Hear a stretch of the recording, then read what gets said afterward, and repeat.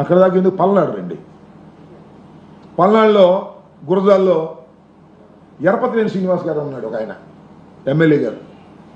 భవ్య cement, Chettinad cement ఉన్నాయి. వాళ్ళు కప్పం కట్టలేదంట, డబ్బులు ఇవ్వలేదంట. మేము ఎలక్షన్లో ఖర్చు పెట్టాం, ఆ డబ్బులన్నీ మీరు ఇవ్వండి అంటారు. ఆ ఎలక్షన్లో ఖర్చు పెట్టాం, ఆ డబ్బులన్నీ మీరు ఇవ్వండి, ఇస్తేనే మీ ఫ్యాక్టరీలు నడుస్తాయి, లేకపోతే నడవు. ఎరపతినేని గారు మనుషులు వెళ్తారు, దాడులు చేస్తారు, ఆ డ్రైవర్ల మీద దాడులు చేస్తారు, ముడిసరుకు సప్లై చేయడానికి వీల్లేదంటారు, అంతే.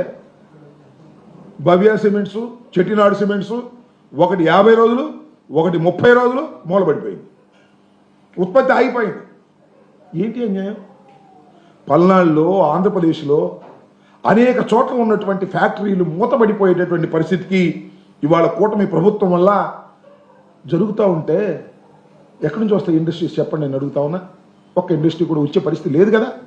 ఉన్న ఇండస్ట్రీసే భయపడేటటువంటి పరిస్థితికి ఏర్పడతా ఉంది, అంతే.